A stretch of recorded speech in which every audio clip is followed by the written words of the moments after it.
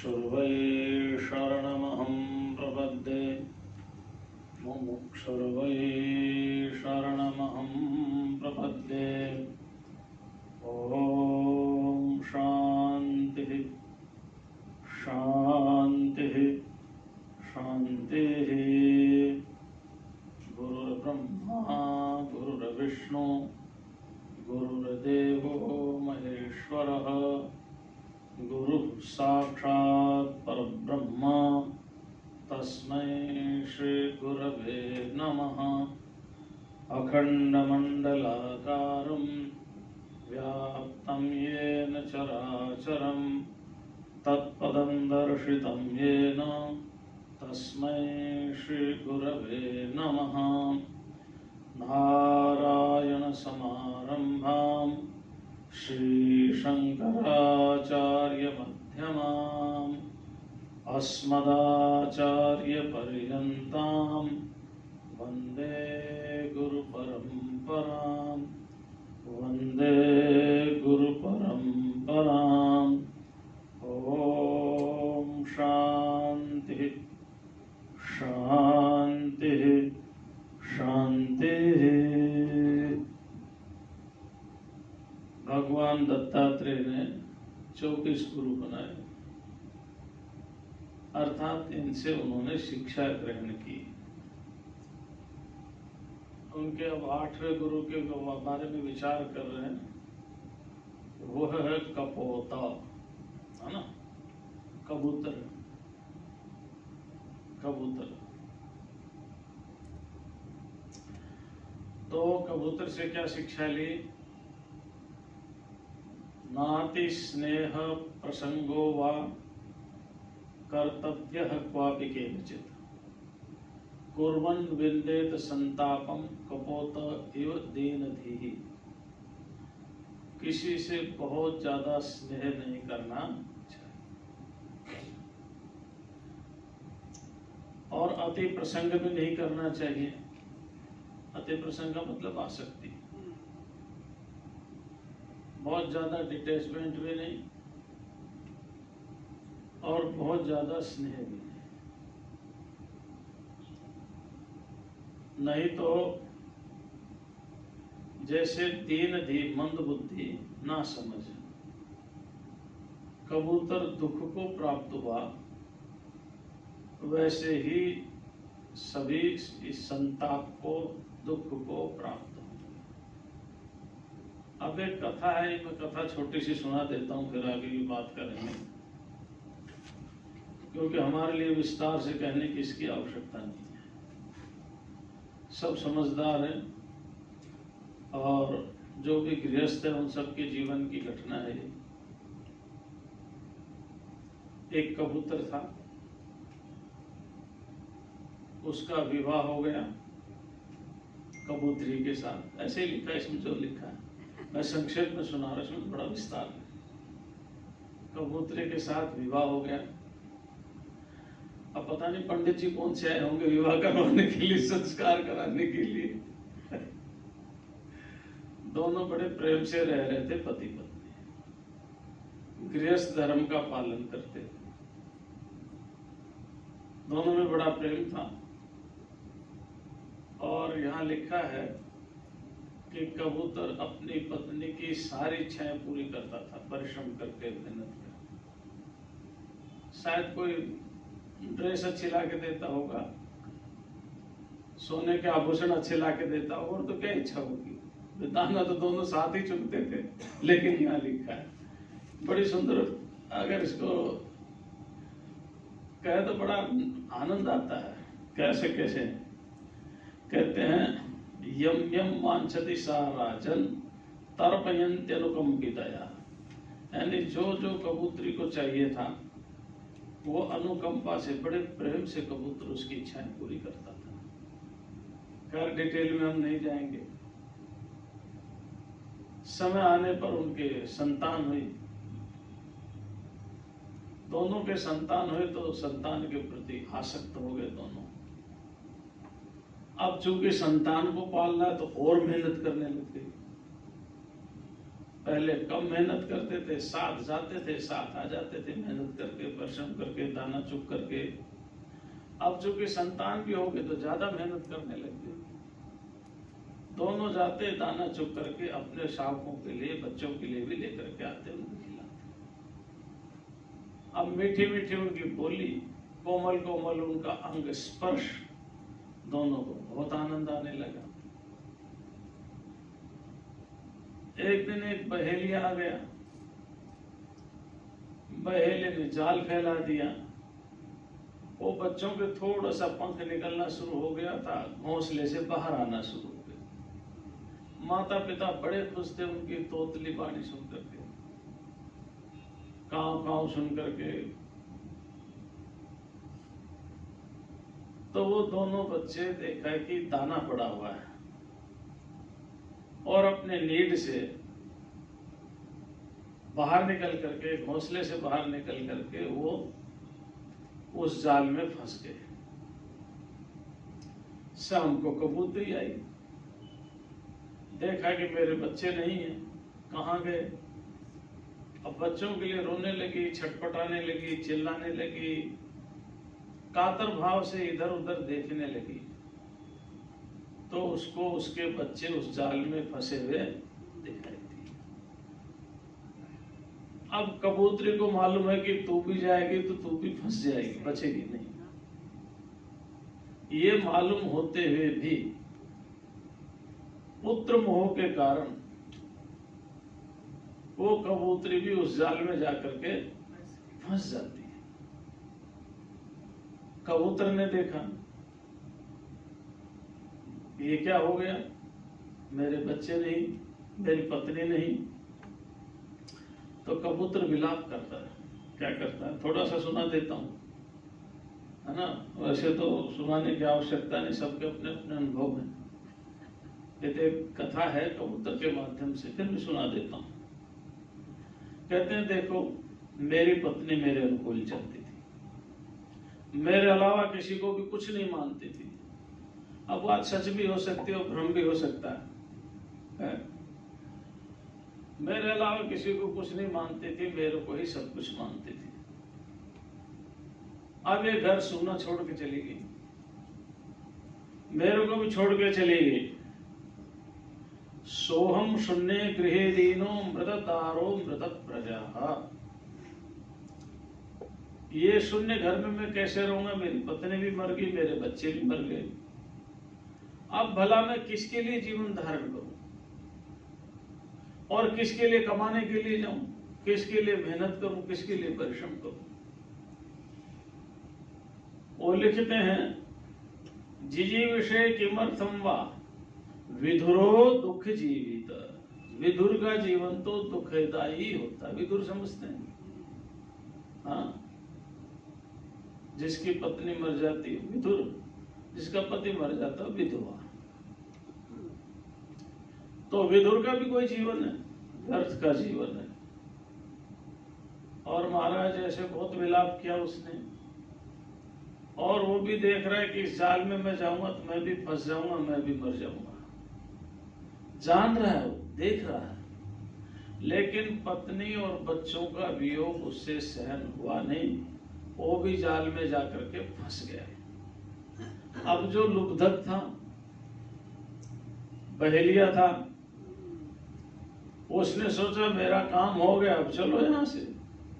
वो तो चला गया, लेकिन अब ये दत्तात्रेय देख रहे थे, इन्होंने इससे शिक्षा ली। देखो क्या कहते हैं, अब 2 श्लोक लास्ट के थोड़ा सा बता देते हैं। एवं कुटुंब शांतात्मा द्वंद्वा रामः पतत्रिवत् पुष्णं कुटुंबं कृपणः सानुबंधो अवसीदति। देखो, कुटुंब शांतात्मा, कुटुंबी शांत अशांत आत्मा, कुटुंबी अशांत आत्मा। जो कुटुंबी होता है, कुटुंब जिसके पास होता है ना, जो परिवार होता है, बाल बच्चे वाला होता है, वो क्या होता है, अशांत आत्मा होता है। बेचारे को दुख ही झेलना पड़ता है, बड़ा मुश्किल है। जितना बड़ा आदमी होगा उसको बॉडीगार्ड रखने पड़ते हैं। अपने घर के बाहर गार्ड रखता है, लेकिन दुखी तो है ही नहीं, तो गार्ड रखने की क्या जरूरत है। आजकल तो अरे गृहस्थी की तो छोड़ दो बात, आजकल तो महात्मा भी बॉडीगार्ड रखते हैं। महात्मा भी बॉडीगार्ड रखते हैं आजकल, क्योंकि मठ बड़ा है, पैसे ज्यादा हैं, और देखो जहां संपत्ति तहां विपत्ति विधान है ना। संपत्ति में विपत्ति है ही है, पता नहीं कौन क्या कर जाए, भय लगा रखा है, तो बॉडीगार्ड रखते हैं। कुछ तो स्टेटस सिंबल के लिए भी रखते हैं। ये संसार या भगवान की माया बड़ी कठिन है, बहुत कठिन है इसको पार जाना। दुरत्यया, दुरत्यय मतलब जिसको पार पाना कठिन है। तो इसमें कैसे कैसे फंस जाते हैं। कबीरदास ने शायद ठीक ही लिखा होगा अपने समय में, माया महाठगनी मैं जानी, जोगी घर जोगिन बैठी राजा घर रानी, माया महाठगनी मैं जानी। शायद पलटू राम ज्यादा अच्छे रहे। पलटू राम ने उनके विपरीत लिख दिया कि हे माया, अब तुम्हारी दाल हमारे यहां गलने वाली नहीं है। क्यों? क्योंकि हमने उनका आश्रय ले लिया जहां माया पास आती ही नहीं है। तुम खेलो कूदो कहीं और, हमारे पास मत आना, क्योंकि हमारे पास तुम्हारी दाल गलने वाली नहीं है। माया है महाराज।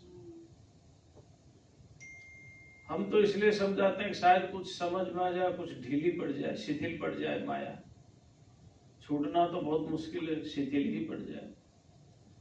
कौन ऐसा जिसको पुत्र के प्रति आसक्ति नहीं, पुत्री के प्रति आसक्ति नहीं, पत्नी के प्रति आसक्ति नहीं, पति के प्रति आसक्ति नहीं, धन के प्रति आसक्ति नहीं, जमीन के प्रति आसक्ति नहीं, मकान के प्रति आसक्ति नहीं। सबको है, लेकिन इतना ढीली पड़ जाए कि उनके इधर उधर होने से आदमी मेंटल स्ट्रेस करके सुसाइड ना करे ना। इतना तो ढीला उपदेश से पढ़ ही जाना चाहिए, समझ में आ जाना चाहिए, चीज तो आने जाने वाली है। मेरा शरीर ही मेरे साथ नहीं देगा, दूसरा तो कौन देगा सब। एक दिन मेरा देह ही मेरे से छूट जाएगा, दूसरा कौन साथ देगा। तो कम से कम इतनी समझ आ जाए इस उपदेश से, उतना भी बहुत है। तो वहां लिखा है जो कुटुंबी होते हैं अशांत आत्मा होते हैं, है ना। इसलिए जीवन भर संग्रह ही करते रहते हैं। और क्या होते, द्वंद्वाराम, द्वंद्व उनके जीवन में रहता, कभी सुख कभी दुख, कभी सुख कभी। कई तरह के द्वंद्व हैं। जैसे पक्षी के जीवन में द्वंद्व था, और इन कुटुंब के भरण पोषण में ही पक्षी की तरह से अपना जीवन गंवा देता है। यह प्राप्य मानुषम लोकम मुक्ति द्वारम अपावृतम।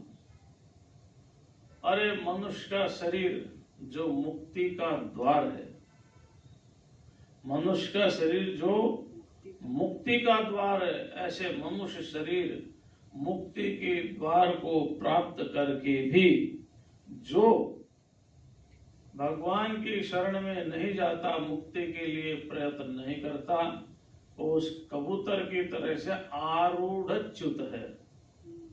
आरूढ़च्युत माने बहुत ऊपर तो उड़ गया, लेकिन एकदम धड़ाम दे नीचे गिर गया, है ना।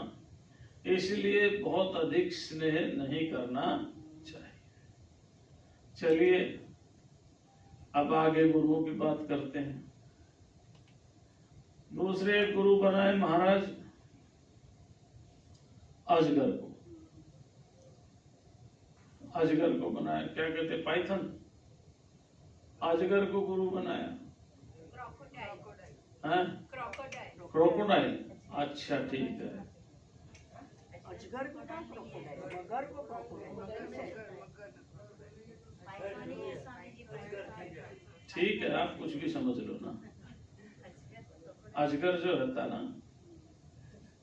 वो पृथ्वी पर रहता है, नक्र जो होता है क्रोकोडाइल वो पानी में रहता है ना। घड़ियाल जिसको बोलते हैं, नक्र जिसको बोलते हैं, है ना? और नर्मदा में और चंबल में बहुत आयत में मिलते हैं। नर्मदा जी में भी क्रोकोडाइल बहुत मिलते हैं और चंबल में। अजगर मध्य प्रदेश का एक क्षेत्र है, वो वहाँ अजगर बहुत होते हैं और बाहर आ जाते हैं जमीन पर। आज वो पूरा रेंज सुरक्षित कर दिया गवर्नमेंट ने, लोग वहाँ स्पेशल अजगर देखने के लिए ही जाते हैं। हाँ, कई बार तो घरों पर आ जाते हैं। खैर चलो, ये तो अजगर की बात है। आही माने सर्प, है ना, महाआही सर्प की बात है। अब वो कुछ भी हो, उससे कुछ फर्क नहीं पड़ता, शिक्षा लेनी चाहिए। तो ये कहते हैं, हे राजन, कौन कह रहे हैं? दत्तात्रेय। किसको कह रहे हैं?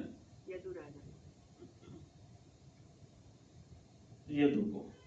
हे राजन, व्यक्ति को एक बात अच्छी तरह से समझ लेनी चाहिए।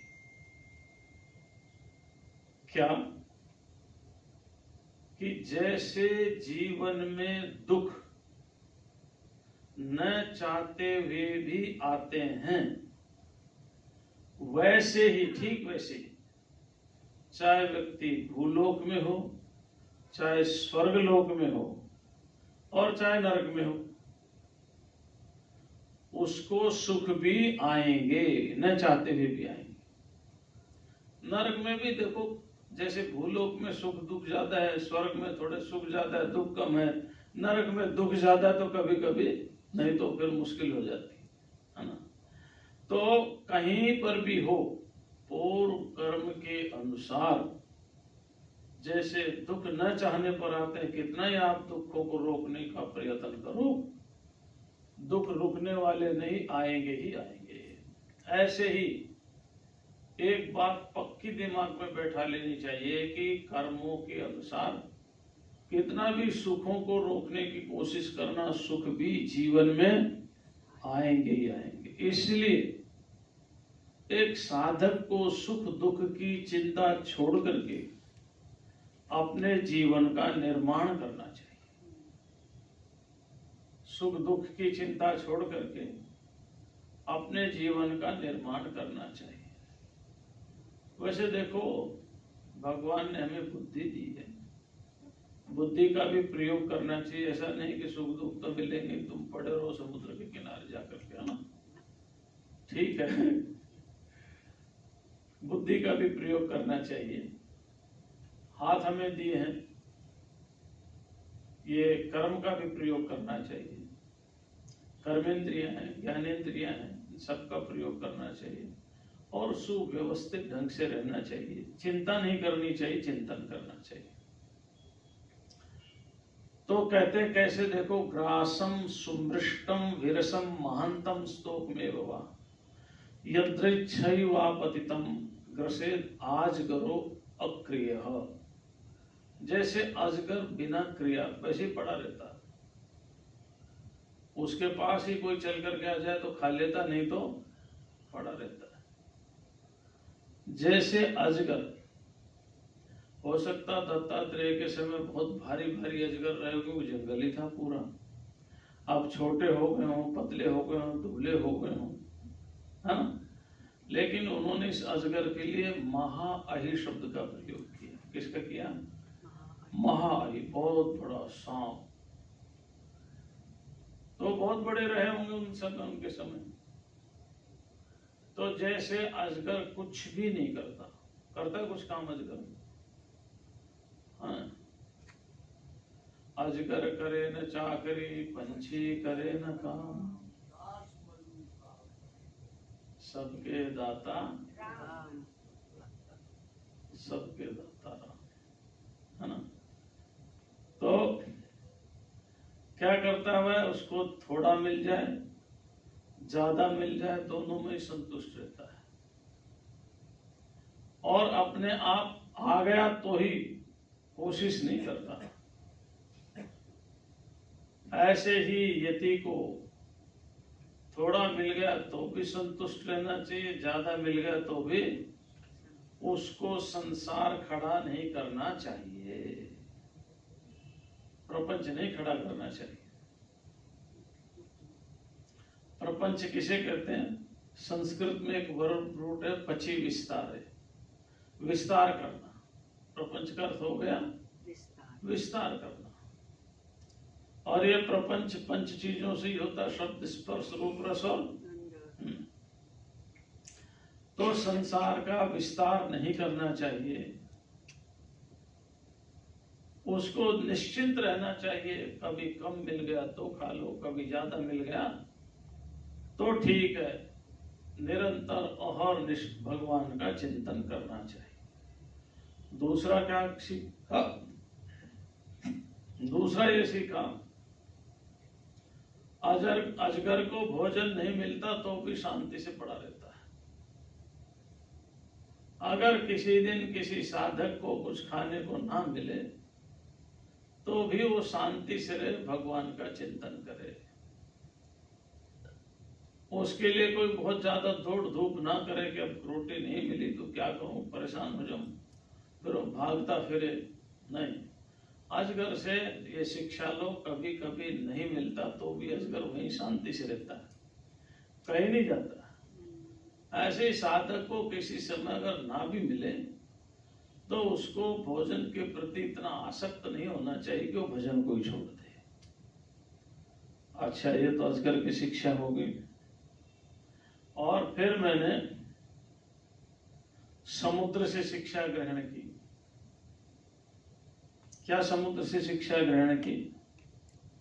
मुनि प्रसन्न गंभीरो दुर्विगाह्यो दुरत्ययः अनंत पारो यक्षोभ स्तिमितो मुद्दः युवार्णवः। मुनि को कैसा होना चाहिए? सागर की तरह से प्रसन्न गंभीर, है ना, प्रसन्न भी हो और गंभीर भी हो। एक साधक के अंदर की गहराई कोई ना जान पाए, कितना गहरा है वो, हाँ? जैसे सागर की, अब तो सागर की गहराई नाप देते हैं क्योंकि यंत्र आ गए। दत्तात्रेय जी के समय सागर की गहराई को नापता नहीं था। अब तो पृथ्वी का भी बता दिया कि पृथ्वी कितनी मोटी है, उस समय तो ऐसा था नहीं। तो जैसे सागर की गहराई नहीं नापी जा सकती, ऐसी एक साधक की गहराई भी नहीं नापी जा सके, नहीं पता चलता। हमारे यहाँ साधुओं में तो बहुत प्रसिद्ध उक्ति है, कहावत है कि घुटी हुई दवाई और मुड़ा हुआ सिर, इसका नहीं पता चलता क्या है ना। मुड़ा हुआ सिर माने एक सन्यासी दीक्षा ले लिया और दीक्षा लेकर के वो निरंतर साधना में है, पता नहीं हो उसकी गति कहाँ तक है, आप बाहर से नहीं पता लगा सकते। तो प्रसन्न हो रहना चाहिए साधक को, सदा प्रसन्न। कैसे प्रसन्न रहे? जैसे समुद्र में तरंगे आती हैं, बाहर बाहर है अंदर नहीं है ना, बाहर बाहर है अंदर कोई तरंग नहीं, शांत एकदम। ऐसे प्रसन्न गंभीर दुर्विगाह्य अथाह और अपार, जिसको कोई पार ना पा सके, जिसको कोई पार ना पा सके, ऐसा ही साधक को होना चाहिए। और दुरत्ययः असीम, उसके ज्ञान की कोई सीमा न हो, अनंत परमात्मा को अनुभव। अनंत पारो यक्षोभ, और समुद्र कैसा है? अनंत है और अपार है और अक्षोभ, क्षोभ रहित है। क्षोभ समझते ना? हलचल। वर्षा के ऋतु में कितना ही पानी समुद्र में आता है, ग्रीष्म ऋतु में सूर्य के द्वारा कितना ले लिया जाता है, समुद्र उतना का उतना ही रहता है। आदमी ने तो थोड़ा समुद्र को कम कर दिया, आदमी ने तो कम कर दिया। अब जहां आप बैठे हुए हैं, हो सकता है यहाँ समुद्र हो, लेकिन पाट पाट करके कहीं पुल बना दिया, कहीं मिट्टी को कूड़ा करकट डाल करके नई बिल्डिंग खड़ी कर दी समुद्र में। या समुद्र अपने आप में जब इच्छा करेगा तो अपनी जमीन ले लेगा, है ना?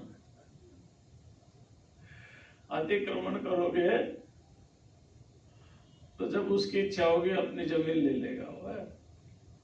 और उसको जमीन लेने के लिए ना सरकार के पास जाना पड़ेगा, ना न्यायालय में जाना पड़ेगा, ना किसी बदमाश का सहारा लेना पड़ेगा कि इतने पैसे देंगे मेरी जमीन खाली करा दो। वो अपने आप ही ले लेगा, बड़ा समर्थ है वो। तो समुद्र में कितनी नदियां गिरती हैं और कितना पानी समुद्र से सूर्य लेता है, लेकिन वो वैसा का वैसा ही रहता है, उसमें कोई क्षोभ पैदा नहीं होता। ऐसे ही साधक को रहना चाहिए, साधक को भी ऐसे रहना चाहिए। और क्या बताया? वही बताया जो मैंने आपको बताया। नारायण परो मुनि, मुनि को कैसा होना चाहिए? कितना भी उसके पास वैभव आ जाओ, कौन सा वैभव आएगा मुनि के पास भाई? सिद्धियों का, है ना? संकल्प से सब कुछ प्राप्त कर लेना, संकल्प से। रामायण में एक बहुत सुंदर प्रसंग है, अभी रामायण के 2-3 प्रसंग आएंगे, 1-2 आएंगे, मैं सुनाऊंगा। रामायण में एक प्रसंग है, गिरीश भाई आप ध्यान से सुनना, क्योंकि अभी जो चुनाव हुए ना, तो हम तो किसी का दोष नहीं देते, क्योंकि हमारा हिंदू समाज जाति में बट गया, संप्रदाय में बट गया, तो एक होना बड़ा मुश्किल है। वो एक है, हमारा एक होना मुश्किल है, इसलिए कुछ नहीं कह सकते। पर एक प्रसंग है रामायण का, जिस समय राम का वनवास हुआ और राम जी चित्रकूट रहने लग गए, उस समय भरत जी राम जी को वापस लाने के लिए चित्रकूट जाते हैं और प्रयागराज में भरद्वाज ऋषि के यहाँ रुकते हैं। रामायण में वर्णन है पूरा का पूरा। भरद्वाज का स्वागत करने के लिए ना, भरत का स्वागत करने के लिए भरद्वाज ने रिद्धि सिद्धि दोनों को बुला लिया और कहने लगे, देखो जिसको जैसी इच्छा हो वैसी सुविधा कर दो। अष्ट सिद्धि नवनिधि, अपने तपोबल से। अब वहां लिखा है रामायण में, कहीं पर तो इक्षुरस की नदी बह रही थी, है ना? कहीं पर अंगूर की संतान है, उसकी भी नदी बह रही थी, है? शराब की। कहीं पर पवित्र जल की नदियां बह रही थी। जो जैसा संकल्प लेकर बैठा था उसके सामने वैसी सुविधा थी। बड़ा वर्णन है वहां, तो मैं इतना वर्णन करूंगा नहीं, ज्यादा हो तो पढ़ लेना, वहां पर बड़ा वर्णन है। सभी प्रकार का व्यंजन वहां पर उपस्थित था, सोने की थालियों में। आहा, तो वहां लिखा है, भरत ने कुछ भी स्वीकार नहीं किया। एक ऋषि का आतिथ्य स्वीकार किया। आतिथ्य में क्या होता है? जल होता है, कंदमूल, फल होते हैं ऋषि के आतिथ्य में। और तीनों माताओं ने भी और शत्रुघ्न ने भी ऋषि का आतिथ्य स्वीकार किया। रिद्धि सिद्धि से जो भी कुछ उपस्थित हुआ था कोई स्वीकार नहीं किया। अब वहां रामायण में लिखा है, बहुत लोगों ने सोचा कि क्या करेंगे वहां जाकर के, यहीं रह जाए तो अच्छा है। लिखा है वहां पर, रामायण में लिखा है कि राम जी को ला करके क्या करेंगे, क्या करेंगे अयोध्या जाकर के। इतना ऐश्वर्य, इतना भोग, इच्छा के अनुसार सब कुछ मिल रहा है। जो जैसा चाहता था उसको वैसा ही मिलता था, और जो चाहता था वही मिलता था। जो चाहता था वही मिलता था, जैसा चाहता था वही सही मिलता था। अब वो कह रहे हैं कि क्या करेंगे अयोध्या में जाकर के, और क्या करेंगे चित्रकूट में जाकर के भरत जी के साथ, यही रहो, यही आनंद लो। तो ऐसे टेम्पटेशन में, लोभ में मुनि को नहीं आना चाहिए। कितनी भी सिद्धियां उसके पास आ जाए, है ना, कितना भी कुछ आ जाए, तो जैसे भरत थे, राम जी के सामने चमत्कार नहीं दिखाया भरद्वाज ने, क्योंकि उनको तो मालूम है ये तो वनवास जा रहे हैं। अयोध्या वासियों को इसलिए दिखाया कि ये राम के प्रेम में जा रहे थे, इनका स्वागत होना चाहिए। समझ रहे ना? भरद्वाज ने अपनी सिद्धि दिखाने के लिए व्यवस्था ही नहीं की। ये राम के प्रेम में डूबे हुए हैं, तो राम के प्रेम में डूबे हुए तो मैं उनकी सेवा करूं, इसलिए सिद्धियां दिखाई। पर वहां तो ज्यादातर कहने लगे क्या करेंगे जाकर के, यहीं रह जाओ। ये अयोध्या वासियों की रामायण में लिखा हुआ है। कौन सी रामायण में? वाल्मीकि रामायण। रामायण तो वाल्मीकि है, गोस्वामी जी का तो रामचरितमानस है ना। तो वहां वर्णन है। तो मुनि को कैसा होना चाहिए? भरत की तरह से सब कुछ उपस्थित है, लेकिन स्वीकार क्या है? ऋषि का आतिथ्य, यानी कंद, मूल, फल और जल, बस। उसके अलावा कोई स्वीकार नहीं किया। तो एक साधक के सामने सब कुछ उपस्थित होते हुए भी उसको अपनी सिद्धियों को दिखाना नहीं चाहिए। बड़ा कठिन है। अच्छा, मैंने पतंगे से भी शिक्षा ली। पतंगे की बात कर लेते हैं। आहा, क्या शिक्षा ली पतंगे से। अभी वैराग्य के प्रकरण है, और सन्यासी सामने होते तो जरा ज्यादा व्याख्या करते, ज्यादा अच्छी व्याख्या करते। अब तो वैराग्य सामने है ही नहीं, इसलिए सहज व्याख्या कर देते हैं। किसको वैराग्य दिलाए? तो यहां लिखा है,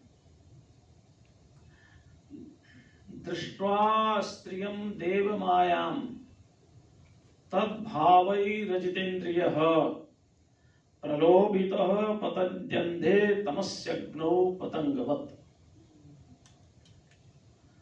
देखो, एक बात ध्यान रखना, यहां जब स्त्री का नाम आए तो पुरुष का नाम भी अपने आप जोड़ लेना, ठीक है ना। अपने आप जो स्त्री का क्यों लिया? क्योंकि वो कोमल है और वो जल्दी बातों पर विश्वास करती, पुरुष की बातों पर बहुत जल्दी विश्वास करती है। इसलिए सबसे ज्यादा धोखा नारी को ही होता है ना। बहुत जल्दी विश्वास करती है, कोमल है, विश्वास जल्दी करती है। परमात्मा ने उसको बनाया प्रेम के लिए। अगर नहीं बनाया होता तो संसार चल नहीं सकता था। एक छोटे बच्चे को माँ ही पाल सकती, पिता नहीं पाल सकता, क्योंकि उसमें करुणा है, उसमें प्रेम है, उसमें दया है, उसमें प्रदान करने की शक्ति है। इसलिए बच्चा पलता है, बड़ा होता है और संसार चल रहा है। तो इसलिए जहां स्त्री का नाम हो वहां पुरुष भी जोड़ लेना। देखो एक प्रसंग है रंभा का और सुखदेव का, है ना। कभी कभी अप्सराएं ऋषियों को मार्ग से हटा देती हैं, कभी कभी ऋषि भी अप्सराओं को मार्ग से, ऐसा पुराणों के अनुसार है। जैसा पुराणों में वर्णन है ना, अब हमें मालूम नहीं कितना सही कितना गलत है। लेकिन रंभा का और सुखदेव का एक संवाद है बड़ा प्यारा। उसमें जहां नारी के शरीर की निंदा की गई, वहां पुरुष के शरीर की भी निंदा की गई। तो एक दूसरे का आकर्षण है, विपरीत आकर्षण है। इसलिए बहुत व्याख्या नहीं समझना है कि ये स्त्रियों के लिए लिखा है। तो मैं इसीलिए कह रहा था कि अगर महात्मा होते तो इसकी व्याख्या करने में जरा ज्यादा मजा आता है ना। तो कहते हैं देव मायाम स्त्रियों, स्त्री क्या है? भगवान की माया है।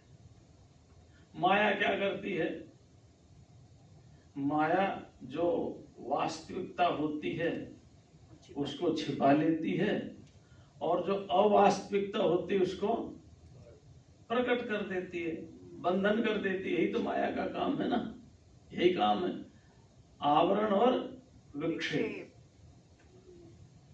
यही माया का काम है। तो जो अजितेंद्रिय होता है, जिनका मन वश में नहीं होता, और मन तो देखो रामायण में बड़ी सुंदर बात कही, बड़ी प्यारी बात कही। रामायण में कहा है कि जिसके माता पिता संयम पर हैं,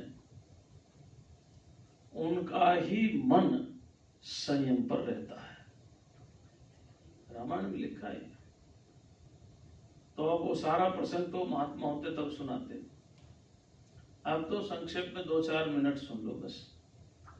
तो क्या जो अजितेंद्रिय होता है वो इनके भावों, भाव माने हाव भाव, चेष्टाएं, उनकी मधुर आवाज, उनकी चेष्टाएं, उनसे प्रलोभित हो जाता है, फंस जाता है। देखो कोई किसी को फंसाता नहीं, ये शास्त्र की बात है। आदमी अपनी कमी से ही कहीं जाकर के फंसता है। किसी को कोई कुएं में गिरता नहीं है, खुद ही जाके गिरता है। जब किसी के मन में लोभ होगा तो फंसेगा, लोभ नहीं होगा तो क्यों फंसेगा? तो कहते हैं कि वो क्या है? पतंती अंधे। वो मानो उनकी आंखें फूट गई और एक अंधे कुएं में गिर गए। वो गिर जाते कैसे? तपस्यग्नौ पतंगवत, जैसे अग्नि है, अग्नि के रूप पर मोहित होकर के पतंग अग्नि में जल करके भस्म हो जाते हैं। रूप पर मोहित होकर। महाभारत में और आचार्य शंकर ने विवेक चूड़ामणि में एक श्लोक लिखा है। वो कहते हैं कुरंग मातंग पतंग भृंग मीना हता पंचभिरेव पंचः एकः प्रमादिशतु कथन हन्यते यसेवते पंचभिरेव पंचः, है ना। तो यहाँ पर पतंग की बात कही। जैसे रूप पर आसक्त होकर के पतंग अपने प्राणों को गवा देता है, ऐसे रूप पर आसक्त होकर के साधक भी अपने जीवन को बर्बाद कर देता है। ठीक ऐसे ही भर्तृहरि ने एक श्लोक लिखा, बड़ा प्यारा लिखा है, बड़ी आनंद की बात है। वो लिखते हैं पारा विश्वामित्र पराशर प्रभृतयो वाताम्बुपर्णाशना। विश्वामित्र पराशर प्रभृतयो वाताम्बुपर्णासना तेपि स्त्रीमुख पंकजं सुललितं दृष्ट्वैव मोहंगता शाल्यन्यं सकृतं पयोदधियुतं भुञ्जन्ति ये मानवः तेषाम् इंद्रिय निग्रहो यदि भवेत् विंध्यस्तरेत सागरम। आहा हा हा हा। चलो व्याख्या नहीं करेंगे, है ना। आप समझदार हैं, समझते रहना, आगे बढ़ते हैं। फिर लिखा आदमी कहां कहां फंसता है। ये संसार की जितनी भी चीजें हैं उनमें ही फंस जाता है। सारा नाम लिखा हुआ है इसमें। और कैसा लिखा है, माया रचितेषु मूढ़। मूढ़ जो होता है ना, मोहासक्त, वो माया से रचित जो संसार है उसमें फंस जाता है, बुरी तरह फंस जाता है। और जैसे नष्ट दृष्टि ही, जिसकी दृष्टि नष्ट हो गई, दृष्टि माने ज्ञान से, है ना, दृष्टि माने ज्ञान से, दृष्टिम ज्ञानमयीं कृत्वा, ज्ञान से है। तो जिसकी दृष्टि नष्ट हो गई है, देखने की शक्ति खत्म हो गई है, तो देखने का अर्थ है ज्ञान से। जिसकी ज्ञान नहीं है, समझ नहीं है, बुद्धि नहीं है, खराब हो गई, तामसिक बुद्धि हो गई है, तमोगुण से युक्त हो गया, वो पतंगवत नश्यति। वह उस पतंगे की तरह से ही नाश को प्राप्त हो जाता है। अब देखो आगे चलते, क्योंकि इस पर हम ज्यादा व्याख्या करेंगे नहीं, हमारे सामने वैराग्य के पात्र कम है ना। देखो एक बात बताएं, जब साधु होते ना सामने या ब्रह्मचारी होते हैं तो प्रवचन उनके ढंग का होता है, क्योंकि उनको इधर नहीं आने देना, तो उनको मन को तैयार किया जाता है। तो इसलिए हमारे यहाँ पहले जब कोई महात्मा बनने की सोचता था तो सबसे पहले उसको योग वासिष्ठ पढ़ने के लिए दिया जाता था। योग वासिष्ठ में वैराग्य की बहुत बातें हैं, इसलिए दिया जाता था कि भाई समझ लो, हाँ, ताकि फिर कहीं इधर उधर भटक करके जिंदगी बर्बाद न कर दो। नहीं, दो प्रकार का मार्ग हमारे यहाँ बताया गया है। दोनों ही प्रकार के मार्ग में कल्याण होता है। आत्मज्ञान कहो, परमात्मा की प्राप्ति कहो, दोनों ही प्रकार के मार्ग में होता है। एक है प्रवृत्ति मार्ग और एक है निवृत्ति मार्ग। प्रवृत्ति मार्ग में गृहस्थ धर्म है, निवृत्ति मार्ग में संन्यास है। अपने अपने मार्ग पर चलते रहे तब, और अपने अपने मार्ग से भटक ना जाए, इसलिए जो जैसा होता है उसको उसके अनुसार उपदेश दिया जाता है। चलिए आगे चलते हैं, एक गुरु जी से और बात कर लेते हैं, फिर बाद में कल करेंगे। अभी तो कई हो गए गुरु जी, आज तो 8 हो गया। 1 समुद्र, 9 अजगर और 10वां समुद्र और 11वां पतंग, ये 12वें गुरु जी हैं। फिर बच गए 12 और दिन भी बच जाएंगे अपने पास 5, है ना। धीरे धीरे धीरे धीरे चलेंगे। 12वें गुरु जी की बात करते हैं। वैसे पूरी तो नहीं हो पाएगी, कल भी करेंगे इस पर विचार, है ना, थोड़ा सा आज कर लेते हैं।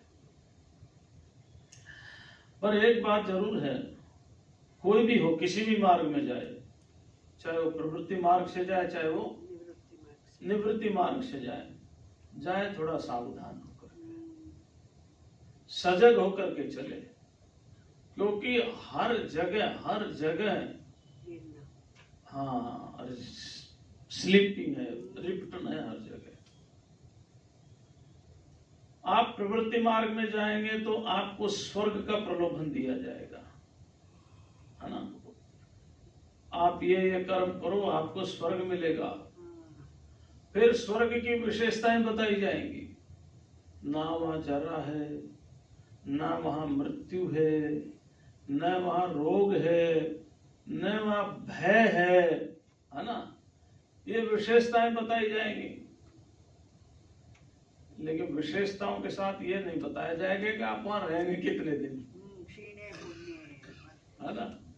इसलिए संस्कृत में देवताओं के लिए कुछ 2-3 शब्द प्रयोग किया जाता है। एक तो अमर, अमर अमर तो आपने सुन ही रखा है ना। एक अजर, अजर माने जिसमें जरा ना आए, बुढ़ापा ना आए, तो उनके लिए प्रयोग किया जाता है भी वो अजर है। अजर माने देवता।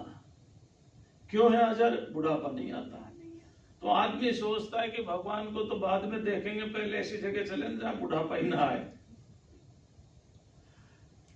और मनोवांछित फल मिलता रहे। मृत्यु रहेगी नहीं, बुढ़ापा रहेगा नहीं, रोग रहेंगे नहीं, ऐश्वर्य ही ऐश्वर्य रहेगा। एक टेम्पटेशन है, और जो सत्कर्म करता है उसको सत्फल तो मिलता ही है, इसमें भी दो राय नहीं है। आपने देखा होगा, बहुत से राजाओं का आपने जीवन पढ़ा होगा, बहुत से राजाओं का पढ़ा होगा कि उनके पास इंद्र आते हैं कि चलो आपको स्वर्गलोक ले चलते हैं। वो कहते हैं नहीं, स्वर्गलोक नहीं जाना। कहां जाओगे? यहीं रह करके मैं अपना आत्म कल्याण करूंगा। जो श्रेष्ठ पुरुष हैं, जिनका अंतःकरण पवित्र है, वो किधर जा रहे हैं? ये तो कुछ प्रारब्ध कर्म पर रहता है। कर्म जब बलवान हो जाता है तो कोई किसी को सन्यासी बनाता नहीं, अपने आप बनता है। कोई माता पिता नहीं कहते कि मेरा बेटा सन्यासी हो जाए। एक बार हमने एक माँ से पूछा, माँ तुम्हारे कितने बेटे? बोलो महाराज पहले तो 4 थे, अब 3 रह गए। हमें बड़ा दुख हुआ। मैंने कहा हो, एक कैसे मर गया? बोले महाराज नहीं, वो महात्मा बन गया। मतलब आप देखो, तो कोई नहीं चाहता कि मेरा बेटा सन्यासी बने, लेकिन बन जाते हैं, क्योंकि पूर्व जन्म के प्रबल कर्म फल के अनुसार उनकी गति उधर हो जाती है। तो कौन किधर जा रहा है इस बात पर नहीं ध्यान जाना, ध्यान ये जाना है कि जिधर हम जा रहे हैं उधर हम सावधान है या नहीं। दोनों ही जगह कल्याण है। अच्छा एक बात बताओ, राजा जनक गृहस्थी थे या सन्यासी थे? गृहस्थी थे ना। और एक पुराण में कथा आती है, अब वो पता नहीं कौन से राजा जनक की होगी। पुराण में कथा ऐसी आती है कि व्यास ने सुखदेव जी को राजा जनक के यहाँ उपदेश लेने के लिए भेजा। एक कथा आती है। अब कौन से जनक के पास भेजा होगा, क्योंकि जनक तो उपाधि होगी। और जब विवाह हुआ तो शतानंद ने पूरा का पूरा वंशावली गाई है, रामायण में लिखा है। और धनुष के बारे में भी बताया कि धनुष यहाँ कैसे आया, कहां से आया, पूरा वर्णन है वहां पर। तो वो तो उपाधियां थी, लेकिन एक गृहस्थ के पास, एक राजा के पास, एक विरक्त को व्यास जी ज्ञान लेने के लिए भेज रहे हैं। अच्छा ये तो चलो बात होगी पुराणों की। उपनिषदों में अशुपति के पास कौन गए? और गाड़ीवान रैक्यमुनि। तो बात यह है कि अपने अपने मार्ग में चलते रहो, आपका कल्याण हो जाएगा। अब और ज्यादा नहीं कहेंगे, अगले गुरु की चर्चा कल करेंगे। आज इतना ही। ओम शांति शांति शांति।